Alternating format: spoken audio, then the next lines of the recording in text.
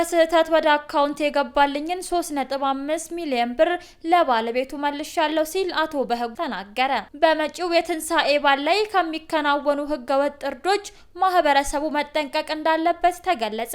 ከኢትዮጵያን ባህል ሃይማኖትና ወግ ተቃራኒ የሆነ በርካታ ድርጊቶችን በማህበራዊ ሚዲያ ላይ ያሰራጨ ግለሰብን በቁጥጥር ስር አውሎ ምርመራ እያጣራ እንደሚገኝ የአዲስ አበባ ፖሊስ አስታወቀ። ከፍተኛ ተፈላጊነት ያላቸው በመቶዎች የሚቆጠሩ ጉንዳኖችን የሰረቁ ግለሰቦች ፍርድ ቤት ቀረቡ። በስህተት ወደ አካውንቴ የገባልኝን 3.5 ሚሊዮን ብር ለባለቤቱ መልሻለሁ ሲል አቶ በህጉ ወልደ ሚካኤል ተናገረ። በተለያዩ ማህበራዊ ሚዲያዎች ላይ በስህተት ወደ አካውንቱ የገባን 3.5 ሚሊዮን ብር ተመላሽ ያደረገ ግለሰብ ምስጋና እየተቸረው ይገኛል።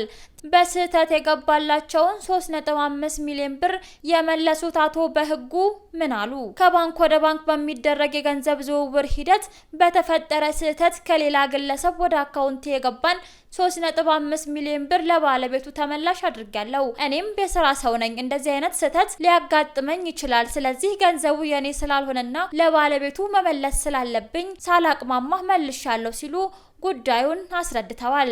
አቶ በህጉ አክለውም ብዙ ሰዎች ሞኝ እንደሆንኩ መመለስ እንዳልነበረብኝና በመልስም ከላዩ ቀንሼ መሆን እንደነበረበት አስተያየት ሲሰጡ ሰምቻለሁ። ዳሩ ግን ቅድም እንዳልኩት የኔ ያልሆነን ነገር የኔ አይደለም። በተለይም እኔም በቢዝነስ ዓለም ውስጥ እንዳለ ሰው ነግበኔ እንደሆነ በመረዳት ማድረግ ያለብኝ ነው ያደረኩት ብለዋል። የአዋሽ ባንክ ባለሙያ ሁኔታውን ምን አሉ?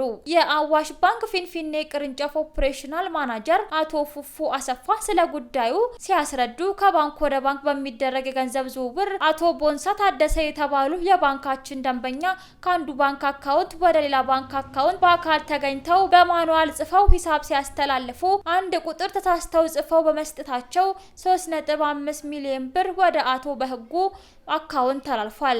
ባንኩ ለአቶ በህጉ በመደወል ሁኔታው ማስረዳቱንና አቶ በህጉም ተባባሪ በመሆን ለባለቤቱ ገንዘቡን ተመላሽ ማድረጋቸውን አስታውቀዋል። ለሁሉም የባንክ ተጠቃሚዎች የባንክ ባለሙያው ምን አሉ?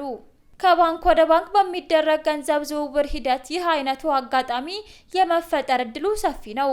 ሁሉም ሰው በብር ዝውውርና አጠቃላይ በባንክ አጠቃቀም ወቅት ተገቢውን ጥንቃቄ ማድረግ አለበትም ሲሉ አሳስበዋል። ከኢትዮጵያን ባህል ሃይማኖትና ወግ ተቃራኒ የሆነ በርካታ ድርጊቶችን በማህበራዊ ሚዲያ ላይ ያሰራጨ ግለሰብ በቁጥጥር ስር አውሎ ምርመራ እያጣራ እንደሚገኝ የአዲስ አበባ ፖሊስ አስታወቀ። ግለሰቡ ሚሊዮን ድሪባ የሚባል ሲሆን በተለያዩ ማህበራዊ ሚዲያዎች በሚለቃቸው ተንቀሳቃሽ ምስል በርካታ የህብረተሰብ ክፍሎችን ቅሬታቸውን ያነሱበት ጉዳይ ሆኗል። ፖሊስ እንዳስታወቀው ግለሰቦቹ ከሚያነሱት ቅሬታ ባሻገር በኢትዮጵያ የወንጀል ህግ ጸያፍ ወይም ለመልካም ጠባይ ተቃራኒ የሆነ ድርጊት መፈጸም ወንጀል መሆኑን ይደነግጋል። የአዲስ አበባ ፖሊስ እንዳስታወቀው ግለሰቡ በጎዳናዎች ላይ በተለያዩ አጸያፊ በተለይም የሴቶችን ክብር የሚነካ ኢሞራላዊ ድርጊቶችን በመፈጸም የቀረጻቸው ምስሎች በመልቀቅ በፈጸመው ህገወጥ ተግባርና በለቀቀው ተንቀሳቃሽ ምስል በቁጥጥር ስር አውሎ ምርመራ እያጣራ እንደሚገኝ ተገልጿል። በአንዳንድ ማህበራዊ ሚዲያዎች የሚለቀቁ አንዳንድ ምስሎች ተገቢነታቸውን የሳቱና ያፈነገጡ የሆኑ መምጣታቸውን ፖሊስ ገልጾ ህገወጥ ተንቀሳቃሽ ምስሎችን በሚለቁ ግለሰቦች ላይ የሚወስደውን ህጋዊ እርምጃ አጠናክሮ እንደሚቀጥል የአዲስ አበባ ፖሊስ አስታውቋል። በመጪው የትንሳኤ በዓል ላይ ከሚከናወኑ ህገወጥ እርዶች ማህበረሰቡ መጠንቀቅ እንዳለበት ተገለጸ።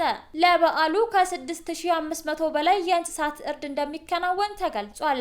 የፊታችን እሁድ ሚያዝያ 12 ቀን 2017 ዓ.ም የሚከበረውን የትንሳኤ በዓል ምክንያት በማድረግ የሚቀርቡ ህገወጥ እርዶችን ማህበረሰቡ በጥንቃቄ መመልከት እንዳለበት የአዲስ አበባ ከተማ ቄራዎች ድርጅት አሳስቧል። የድርጅቱ የህዝብ ግንኙነት ኃላፊ አቶ አታክልቲ ገብረ ሚካኤል እንደገለጹት ህገወጥ እርድ በማህበረሰቡ ላይ የሚያደርሰውን ጉዳት ለመከላከል ከወዲሁ ከፍተኛ ጥንቃቄና ቅድመ ዝግጅት ተደርጓል። ህገወጥ ነጋዴዎች ከመንግስት የሚጠበቅባቸውን ግብር ላለመክፈል ሲሉ ህገወጥ እርድን በማከናወን ለህብረተሰቡ ለማቅረብ ሲሞክሩ ይስተዋላል ያሉት ኃላፊው፣ ነገር ግን በዚህ ጉዳይ ላይ ከፍተኛ ቁጥጥር ለማድረግ ቅድመ ዝግጅት መደረጉን አስታውቀዋል።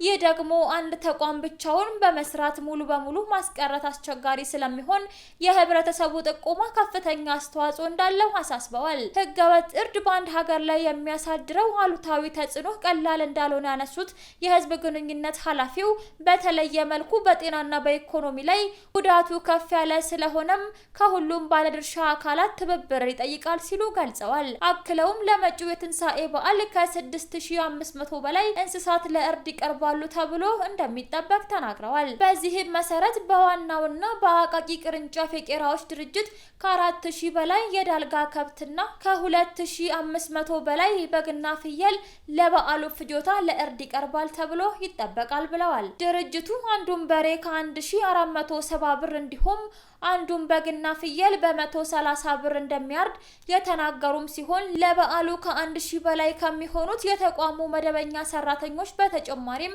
ለ260 ጊዜያዊ ሰራተኞች ቅጥር መፈጸሙን ገልጸዋል። እንዲሁም እርድን ለማከፋፈል 40 ተሽከርካሪዎች መዘጋጀታቸውን አስታውቀዋል።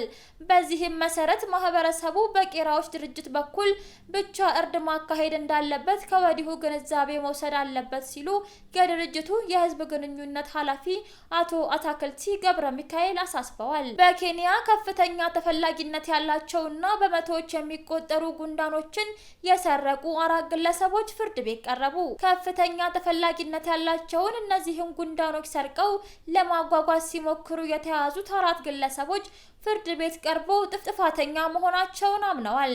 የኬንያ የዱር እንስሳት ጥበቃ ተቋም እንደ አንበሳና ዝሆን ያሉ እንስሳትን ለመጠበቅ ቢቋቋምም ለጉንዳኖችም ከለላ መስጠቱን በመጥቀስ የፍርድ ቤቱን ጉዳይ ትልቅ ነው ሲል አሞካሽቷል። በአፍሪካ የሚገኙትን እነዚህን አፍሪካን ሄርቫስተራንቲስ ተብለው የሚጠሩ ጉንዳኖች እያንዳንዳቸው በዩናይትድ ኪንግደም እስከ 170 ፓውንድ ይሸጣሉ። የኬንያ የዱር እንስሳት ጥበቃ ተቋም በህገወጥ መንገድ የሚዘዋወሩ እንስሳት እምብዛም የማይታወቁ የሆኑ እንደመጡና ይህም አደገኛ መሆኑን ገልጸዋል። ተጠርጣሪዎቹ ለጉንዳኖቹ በተዘጋጀ የፕላስቲክ ቱቦ ውስጥ አስቀምጠዋቸው ነው የተያዙት። ጉንዳኖቹ እስከ 2 ወር ድረስ በዚህ ቱቦ ውስጥ መኖር ይችላሉ። ቱቦውን በመደበቅ ከጸጥታ ኃይሎች ተሰውረው ከሀገር ለማምለጥም አቅደው ነበር። በመቶ የሚቆጠሩ ጉንዳኖች ቱቦ ውስጥ ገብተው በጨርቅ ተጠቅልለው ተገኝተዋል።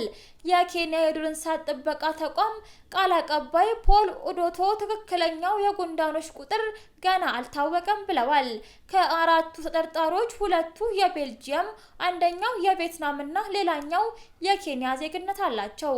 ጉንዳኖቹን ወደ አውሮፓ ወይም እስያ ነበር ለመውሰድ የተዘጋጁት ብለዋል። ጉንዳኖቹን ወደ አውሮፓ ወይም እስያ ነበር ለመውሰድ የተዘጋጁት ብለዋል። የጉንዳኖቹን ተፈላጊነት ከጊዜ ወደ ጊዜ እየጨመረ መጥቷል።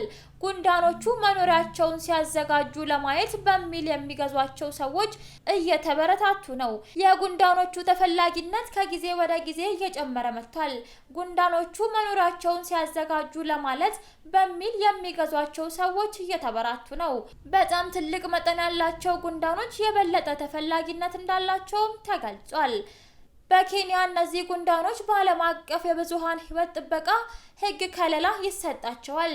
ከፍተኛ ቁጥጥርም ይገባቸዋል ተብሏል። የኬንያ የዱር እንስሳት ጥበቃ ተቋም ባወጣው መግለጫ የፍርድ ቤት ሂደቱ ኬንያ ህገወጥ የዱር እንስሳት ዝውውር ወንጀል ላይ ያላትን ጠንካራ አቋም ያሳያል ብለዋል።